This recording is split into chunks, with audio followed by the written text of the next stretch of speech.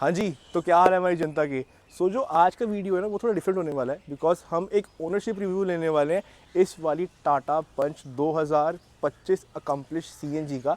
जिस गाड़ी का ऑन रोड प्राइस है वो है 11.5 लाख रुपए। सर जी ने ली थी अराउंड 1140 की। This is the guy who needs no introduction because आप इनको कहीं ना कहीं यूट्यूब पे देखा ही होगा। So let me welcome you Mayank भैया फ्रॉम एक्सट्रीम BHP। मयंक भैया, thank you so much for giving us your time. And मैं बता रहा हूँ भैया से मैं सिर्फ एक दो बार ही मिल रहा हूँ बट ऐसा कनेक्शन बैठ गया ना तो मैंने कहा कि एक वीडियो तो बनाना बनता ही है। एंड ये जानना चाहिए कि 11.5 लाख रुपए आपने खर्चे हैं जो पंच पे, वो क्यों खर्चे। बिकॉज लोग जो हैं वो आजकल लेते हैं वेन्यू या फिर वर्टूस तक लेने लग गए 10 लाख रुपए के अंदर अंदर आजकल। बट पंच ही क्यों लिया आपने, मेजर रीजन क्या है? यार देखिए, सबसे पहले तो थैंक यू सो मच अपने चैनल पे फीचर करने के लिए। एंड ये मैंने इसलिए ली, देखिए उस टाइम तो था इसकी प्राइस ज़्यादा थी, अब जो इसकी प्राइसिंग कम हो चुकी है, अराउंड 90,000 रुपीज़ के आसपास कम हो चुकी है जब से GST इस पर 18% हुआ। उससे पहले तक ये मतलब मैंने 1138 के आसपास की ऑलमोस्ट 1140 की ही ली थी। एंड ये मेरा लेने का जो एक प्राइमरी रीज़न था ना वो था क्योंकि मेरे को सेफ्टी बेसिकली मेरी प्रायोरिटी थी। फैमिली के लिए मेरे को सेफ्टी गाड़ी चाहिए थी। इससे पहले मैं चला रहा था मारुति सुजुकी की वैगनआर, मैं आपके स्क्रीनशॉट भी दे दूंगा, आप डाल देना उसकी फोटोज़ वगैरह। तो वो मैं चला रहा था तो मैंने क्या नोटिस किया, मैंने कहा यार बिल्कुल हल्की गाड़ी है मारुति की, तो मेरे को मारुति की तरफ तो जाना नहीं है। तो मेरे दिमाग में ना दो कन्फ्यूजन थी। एक तो मेरे को चाहिए थी महिंद्रा की गाड़ी, XUV 3XO लेने का मेरा प्लान था, और मेरा जो दूसरा था वो नेक्सॉन की तरफ था। बट जब मैंने ये चलाई ना, मतलब मैं इसका फ़ैन हो गया एकदम से चलाने के बाद। दूसरी चीज़ मेरे को मेरी प्रायोरिटी जो थी वो ये थी कि मेरे को CNG गाड़ी लेनी थी बेसिकली, क्योंकि मेरी जो चलने की कॉस्टिंग वगैरह वो थोड़ी सी ज़्यादा है। पेट्रोल गाड़ी मेरे को महंगी पड़ती, डीजल की तरफ जाना ही नहीं था क्योंकि आपको बताइए जो डीजल की कंडीशंस है, कभी भी कुछ भी हो सकता है, गवर्नमेंट कभी भी बंद कर सकती है। तो मेरे दिमाग में एक थी कि यार एक तो या तो मेरे को CNG लेनी है या पेट्रोल लेनी है। तो फिर मैं CNG की तरफ गया, गाड़ी चलाई, नो डाउट बहुत ज़बरदस्त गाड़ी है ये। एंड इसकी जो हाइट वगैरह है, पूरा एक SUV वाली फीलिंग आती है इसको राइड करने में। तो एक ये चीज़ मेरे को सबसे ज़्यादा मेरे दिमाग में प्रायोरिटी थी कि मेरे को इसकी तरफ ही जाना है। 11.5 लाख रुपये मेरा बजट था, 11.5 से 12 लाख रुपये का। उसमें मेरे को नेक्सॉन का बेस वेरिएंट मिल रहा था, सेकंड बेस वेरिएंट मिल रहा था मेरे को CNG में। उसमें कुछ भी फीचर नहीं थे, स्क्रीन भी छोटी थी एंड उसमें रियर वाइपर वगैरह भी नहीं था, बैक कैमरा भी नहीं था, रियर AC वेंट्स भी नहीं थे, आर्मरेस्ट भी नहीं था, बहुत सारे फीचर्स की उम्मीद थी। उसी प्राइस रेंज में मेरे को उसका टॉप एंड वेरिएंट मिल गया। तो मैंने कहा यार इसकी तरफ जाना चाहिए, और अभी तक मेरे को कोई भी इसमें प्रॉब्लम नहीं आई है। देखिए बेसिकली लोगों के मन में ना एक मिथ है, लोगों ने खाली यूट्यूब पे, इंस्टा पे एक वो बनाई हुई है कि टाटा की गाड़ी सर्विस सेंटर रहती है। मेरे भी उनमें भी ये डाउट था, क्योंकि मैंने जब देखा ना गाड़ी को तो मेरे कहा यार ये तो बहुत दिक्कत वाली बात है, ये तो मैं तो लेना चाहिए कि नहीं लेना चाहिए, इतने पैसा टाटा पे डालना चाहिए कि नहीं, क्योंकि इस प्राइस सेगमेंट में और भी काफ़ी सारे ऑप्शंस होते हैं। एंड पता है बात ये भी है कि जैसे आपने कहा कि मारुति नहीं लेती, बिल्ड क्वालिटी चक्कर था। हाँ बिल्कुल। तो मेरे पास खुद के पास फ्रॉन्क्स है एंड फ्रॉन्क्स से ना मेरे अच्छे खासे इंसिडेंट हो रखे हैं। इवन ये भी हुआ था कि मैं 80-90 की स्पीड पे था एंड गाड़ी से गड्ढे में कूद दी और बाहर निकल गई वहीं से बाहर। ओके। मुझे लगा उस दिन सब गया बट गाड़ी सेफ थी, एवरीबॉडी वर सेफ। मैं चला के वापस अपना घर आया, उसके बाद 2-3 ट्रिप पे और निकल गया। कोई दिक्कत कभी नहीं। क्या आपने बाकी के ऑप्शंस देखे थे इसके अलावा, या बिल्कुल माइंड सेट ही था कि यार महिंद्रा टाटा ही लेनी है बस? मेरे को देखिए सबसे पहले तो मेरे दिमाग में एक ही चीज़ थी कि सेफ्टी, दूसरा CNG की तरफ जाना था। महिंद्रा पे मेरे को 3XO का मेरी वाइफ का बड़ा मन था, तो मैंने 3XO वगैरह भी चलाई। इससे ज़्यादा बढ़िया गाड़ी है, उसमें टर्बो इंजन आता है। एग्जैक्टली। हाँ, उससे ज़्यादा बड़ी भी है साइज वाइज, लेकिन सारी बात आ जाती थी फिर वही इकोनॉमी पे, वो बहुत मतलब कम माइलेज देती है। उसकी जो सिटी में माइलेज कंपनी मेरे को क्लेम कर रही थी वो 12 के आसपास की कर रही थी। आई थिंक इसमें तो फिर भी रिफाइनमेंट बहुत बढ़िया है as compare to Mahindra 3XO। मैंने उसकी पीछे टेस्ट ड्राइव ली थी, उसका मैनुअल चलाया था एंड जब मैं गाड़ी स्टार्ट ही करी थी ना तो गाड़ी का जो गियर बॉक्स होता है ना वो कांपने लग गया था। अच्छा। एंड मैं कैसी गाड़ी में बैठी हूं? आपने डीजल ट्राई करी होगी? आई थिंक पेट्रोल थी क्योंकि या तो टेस्ट ड्राइव व्हीकल खराब था कुछ है, बट एनी विच वे अगर हम इस गाड़ी के पर्टिकुलरली फीचर्स की बात कर लेते हैं, फ्रंट से शुरुआत करते हैं। 2 DRL ऑब्वियसली यहाँ पे मिल जाते हैं हम लोगों को, LED DRLs आते हैं। सो जो उसके इंडिकेटर्स हैं ये बल्ब में आते हैं, हेलोजन आते हैं, इसको मैंने LED में अपग्रेड किया हुआ है। तो ये चीज़ हो गई। एंड मुझे दिख रहा है कि जो उसके ये हेडलाइट भी है, ये प्रोजेक्टर वाली है। जो पंच मैंने दिलवाई थी अपने नोन को, उसमें तो हेलोजन बल्ब भी है, उसमें प्रोजेक्टर नहीं है। नहीं, हेलोजन इसमें भी है, लेकिन ये प्रोजेक्टर बेस्ड है। प्रोजेक्टर को आपने अपग्रेड करवाया है? नहीं, ये एसडीडी सेट नहीं, क्योंकि मैंने बताया ना ये CNG का टॉप वेरिएंट है। अगर आप पेट्रोल में देखोगे तो ये सेकंड टॉप है पेट्रोल का।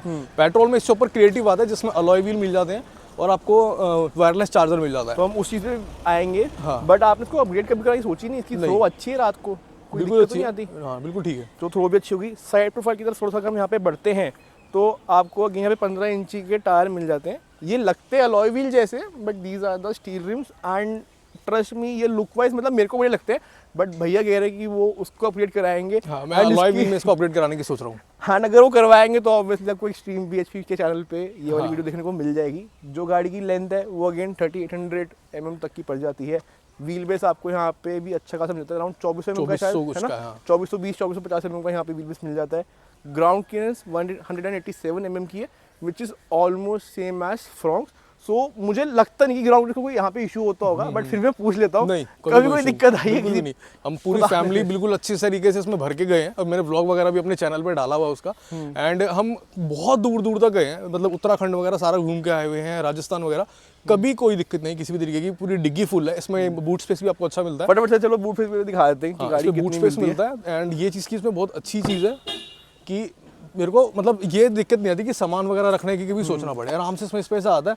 ज़्यादा होता है तो पार्शियल ट्रे वगैरह हटा देते हैं, तो बीच में आराम से जो सामान है सारा आ जाता है। बट एक चीज़ मैंने यहाँ पे भी नोटिस करी है कि जैसे बूट स्पेस होती है ना ऑल्ट्रोस वगैरह की, वो इसमें थोड़ी सी उठ के होती है। हाँ, CNG सिलेंडर है नीचे। नहीं, CNG सिलेंडर तो है, बट उसकी थोड़ी सी हाइट ज़्यादा होती है। ओके, इसकी हाइट मुझे कम लगी कि सामान थोड़ा ज़्यादा आ सकता है। This is actually the one जो यू नो प्रैक्टिकली हम यूज़ कर सकते हैं। बिल्कुल बिल्कुल। एक चीज़ ये भी हो गई। इंटीरियर में आपने गाड़ी में क्या करवाया हुआ है? कुछ भी नहीं, कुछ नहीं कराया हुआ, कुछ नहीं।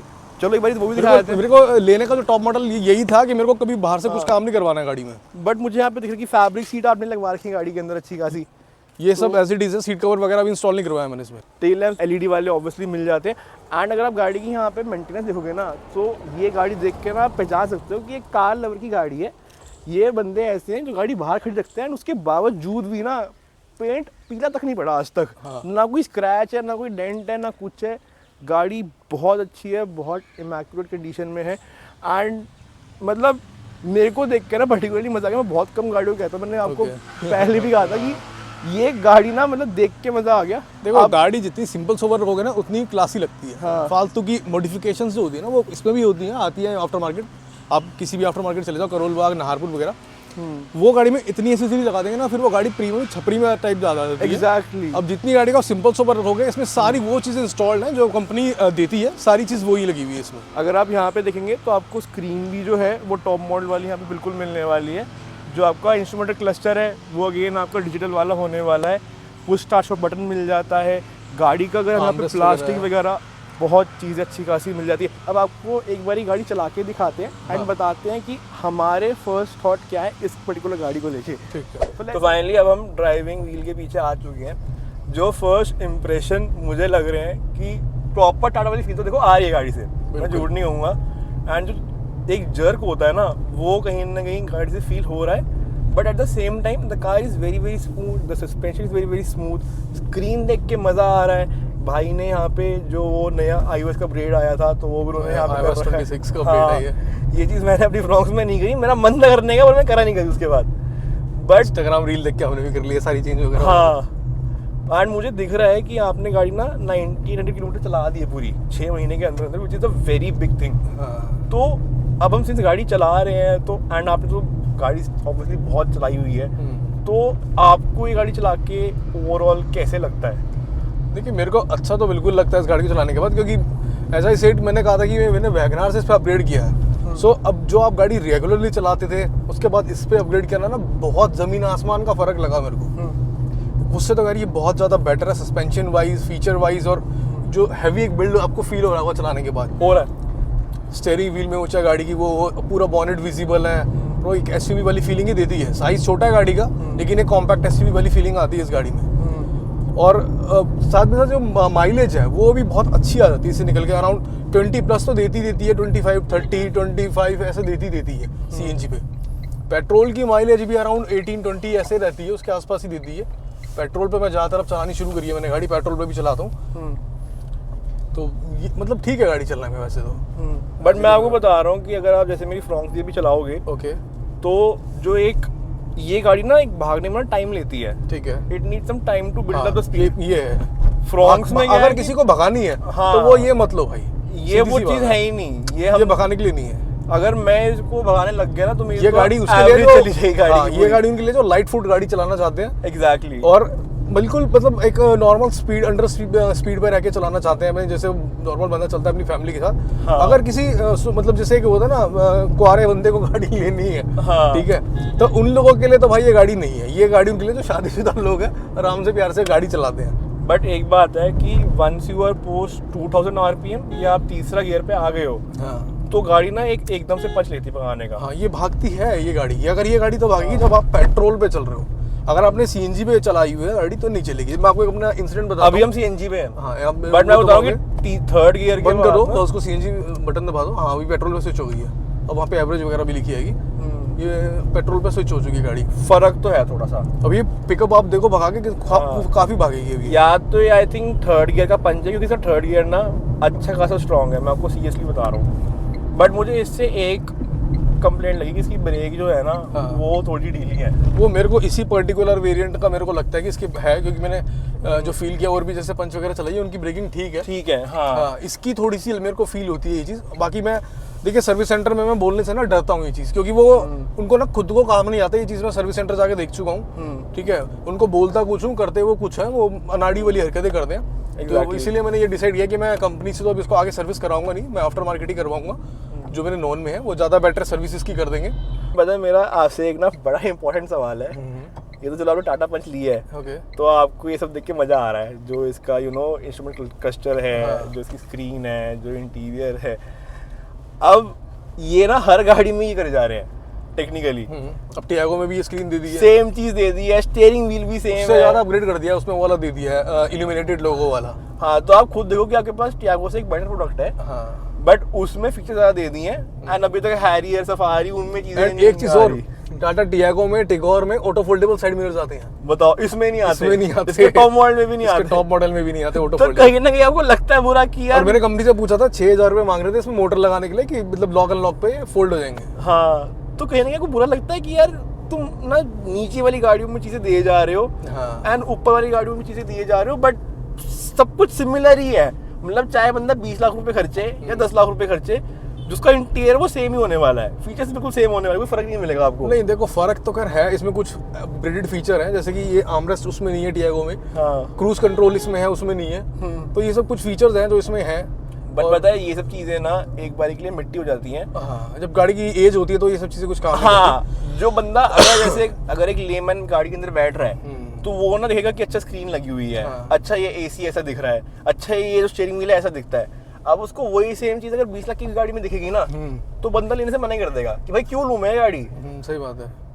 इंडिया में लोगों को सस्ते में सब चीज़ चाहिए, तो ये चीज़ होती है। तो ये तो बात हो गई इसकी गाड़ी की एडवांटेजेस की एंड ड्राइव की, ठीक है। बट इसमें कमियां क्या है जो मेजर है? बिल्कुल, देखिए हर चीज़ में अच्छाइयाँ भी होती हैं, बुराइयाँ भी होती हैं। इस गाड़ी में भी है। इसकी अच्छाइयाँ तो अभी तक आप लोगों ने सारी सुन ली। अब मैं आपको थोड़ी सी बुराइयाँ बताता हूँ इस गाड़ी में, जो मुझे इसकी कमियाँ फील हुई। जो सीरीज बायर्स हैं ना, इस वाली वीडियो को देख के जो उसको परचेस करने की सोचेंगे, उनके लिए बहुत ज़्यादा हेल्पफुल होने वाला है। तो अब मैं आप लोगों को बताता हूँ इसकी नंबर 1 कमी। अगर आप लोग हिल स्टेशन पे जा रहे हैं तो भाई ये गाड़ी बहुत ज़्यादा तंग आपको करने वाली है हिल स्टेशन पे, जब चढ़ाई होती है गाड़ी की। सो मैं एक अपना इंसिडेंट आपको बताता हूँ। मैं अपनी फैमिली के साथ, पूरी गाड़ी फुल थी, डिग्गी में सामान वगैरह पूरा था इसमें। मैं 5 फैमिली मेम्बर्स के साथ अपने गया था, नैनीताल गया था मैं। वहाँ पे पहाड़ों में इस गाड़ी ने इतना तंग करा चढ़ाई करते वक्त, जब मैंने गाड़ी को सीएनजी में रखा हुआ था और एसी इसका ऑन था। सो इसने इतना तंग करा गाड़ी ने कि ये चढ़ ही नहीं रही थी ऊपर। तो इसमें हिल होल्ड भी नहीं आता? नहीं, इसमें हिल होल्ड नहीं है। बस 11.5 लाख में तो हिल होल्ड लेना चाहिए नहीं, मतलब इसमें 4 सेकंड का आता है। आपने जैसे गाड़ी ऐसे खड़ी कर रखी है तो वो 4 सेकंड तक ऐसे खड़ी रहेगी, उसके बाद वापस आना शुरू नीचे आ जाएगी, वापस पीछे आ जाती है। फ्रॉक्स में ये चीज बड़ी है आई वुड से कि जो हिल होल्ड है ना वो रहता है। अच्छा, इसमें 4 सेकंड का 4 रहता सेकंड है। वाला नहीं, नहीं, इसमें जब 4 मैं क्लच छोड़ूंगा तभी गाड़ी उठेगी, उससे पहले वो गाड़ी नहीं उठेगी। अच्छा, तो इसमें वो चीज़ नहीं है। इसमें 4 सेकंड तक रुकती है। तो उसके बाद मतलब ऐसा भी नहीं कि गाड़ी बिल्कुल पीछे आ रही थी, लेकिन पता लग रहा था गाड़ी पूरी धड़क रही थी, क्योंकि 3 सिलेंडर है। वो फील तो बार-बार मुझे करा रही थी। तो मैंने क्या करा, इसका क्या कहते हैं, सीएनजी से हटा के इसको पेट्रोल पे स्विच किया, एसी ऑफ किया, गाड़ी फिर बहुत बढ़िया चढ़ी। लेकिन वही है कि अगर बंदा सीएनजी में चढ़ाना चाह रहा था तो ये गाड़ी नहीं चढ़ेगी अगर गाड़ी फुल है तो। अगर सीएनजी से हटके मैं बात करूं, मान लो कि गाड़ी का एसी सिर्फ ऑन है, हाँ, पेट्रोल पे है, पेट्रोल पे है, हाँ। तो पावर की गाड़ी में कमी होती है? नहीं, बिल्कुल नहीं होती। तो कमी नहीं होती। सीएनजी चलने के बाद गाड़ी दब जाती है। सीएनजी करीबन 10 बीएचपी के आसपास की जो पावर है इसमें कम हो जाती है, तो गाड़ी थोड़ी सी दबती है। तो मतलब कहीं ना कहीं ये इको मोड हो गया आप लिखिए, हाँ, सीएनजी बिल्कुल कह सकते हो, सीएनजी ये इको मोड चीज है। तो ये तो कमी नंबर 1 होगी। हाँ। जो कमी नंबर 2 मेरे को महसूस हुई अभी गाड़ी चलाते हुए, वो ये हुई कि जो गाड़ी का अंडर सपोर्ट है ना, वो कम है। अच्छा, अंडर सपोर्ट अगर आपको मैं एक बारी गाड़ी का दिखाऊं, तो सीट्स कुछ इसकी ऐसी हैं, एंड जो ये सपोर्ट है ना, ये मुझे थोड़ा सा कम लगा। ठीक है। And I be very honest with it, क्योंकि मेरे पास फ्रॉन्क्स भी है, डिज़ायर भी है। डिज़ायर का सबसे ज़्यादा लगता है मुझे, बिकॉज ऑब्वियसली सेडान है। फ्रॉन्क्स का उसके बाद मुझे लगता है, बट इसका मुझे सेगमेंट में कम लगा। नहीं, मेरे को सीट से एक आपने अच्छी पॉइंट याद दिलाया। मेरी मदर को हमेशा बैक पेन होता है जब भी वो आगे वाली सीट पे बैठती है, उनको उसकी सीट बिल्कुल भी कंफर्टेबल नहीं लगती। पता है, तभी मैंने आपसे पूछा था कि आप सीट कवर लगवाया कि नहीं लगवाया, हाँ, बिकॉज उनको सीट कवर सीट ना अच्छी लगती है। एक बार जब लगवा लोगे ना ओके। तो खुद को फर्क लगेगा। एक अच्छे सीट कवर होने गाड़ी में बहुत जरूरी होते हैं। चाहे आजकल तो जूट वाले भी आने लग गए हैं, तो आप उसके लिए भी ऑप्ट कर सकते हो, पर एनी विच वे दो कमियां होंगी। कोई और कमी इससे आपको फील हुई हो आज तक? इसमें एक कमी और मेरे को फील होती है, फर्स्ट गियर की वाइब्रेशन। अब वो कमी कह लो या नेचर ही कह लो गाड़ी का, वो मेरे को जरूर लगता है जब भी, क्योंकि ज्यादातर हम ट्रैफिक में जब भी होते हैं गाड़ी फर्स्ट गियर में रहती है। फर्स्ट गियर में इस कार में वाइब्रेशन होती ही होती है, और वो बहुत फ्रीक्वेंटली फील होती है कि भाई बार बार जैसे गाड़ी रुकी फिर चलाई, गाड़ी रुकी फिर चलाई, वो फर्स्ट गियर की वाइब्रेशन है। मैंने कंपनी में भी पूछा था जब मैं टेस्ट राइड वगैरह लेने गया था, तो उन्होंने बोला सर ये नेक्सॉन में भी आप लोगों को फील होगी।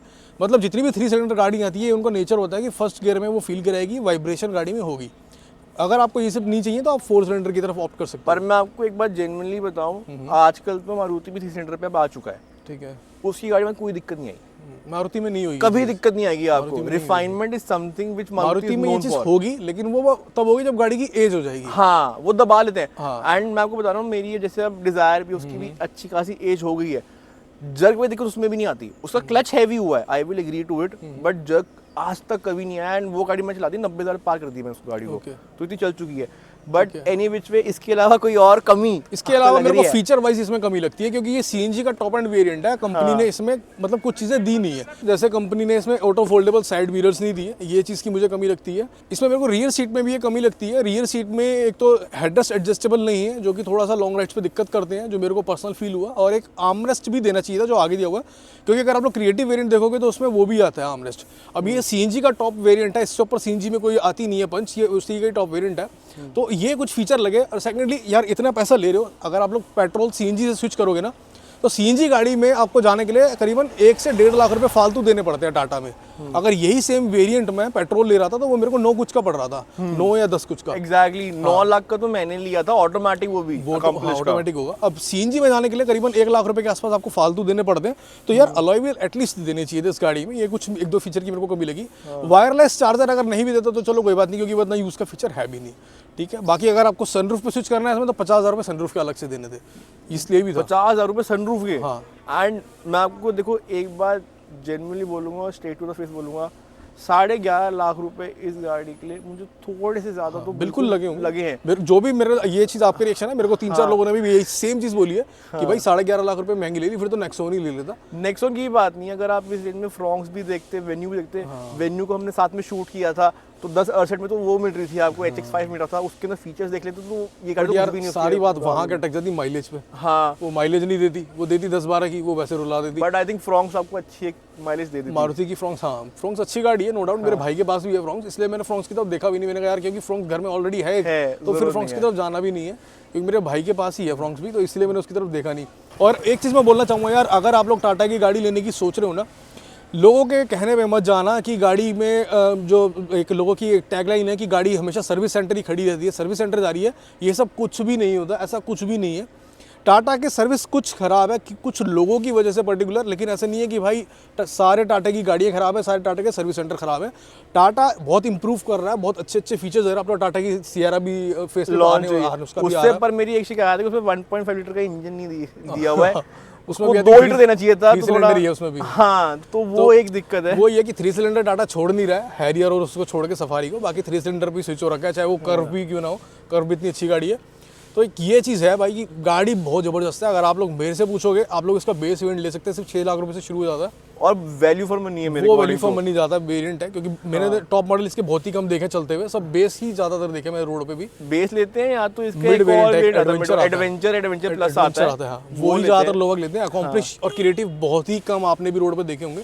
So that's all for today यार, बाकी आप देखिए। सो ये तो सर्कल रिव्यू था, सवाल हमारे पूरे हो चुके हैं। अब जो बंदा ईयर एंड में ये वाली गाड़ी लेना चाह रहा होगा, आई थिंक उनकी बहुत सारे डाउट्स क्लियर हो चुके लाख रुपए का आराम से डिस्काउंट इस गाड़ी पे उठा सकते हैं, लाख से 1.25 लाख रुपए आप लोग इस पे उठा सकते हो। डेफिनेटली आप लोग जा सकते हो उस गाड़ी की तरफ, और गाड़ी तो इस वक्त खड़े पाँव मिल भी जाएगी। हाँ बिल्कुल, तो ये चीज़ भी है।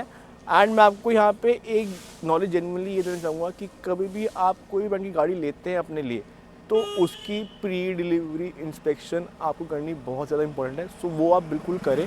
भैया ने एक अच्छा सा रिव्यू दिया। भैया thank you so much for giving us Welcome, the yeah, time today. And भैया एक कॉल पे आ गए, उन्होंने मना ही नहीं किया। मैंने मेरे को कॉल किया, मैं कहा भैया आओगे, कहते बस अभी आ रहा हूँ। हाँ बिल्कुल। तो भैया इधर से आ गए, so thank you so much for that. अगर आपको ये वाला छोटा सा वीडियो पसंद आया हो so please subscribe to our channel, like this video, फैला दो इसको अच्छे से। हम फिर से आते रहेंगे ऑन वीडियो लेके। Till then piece.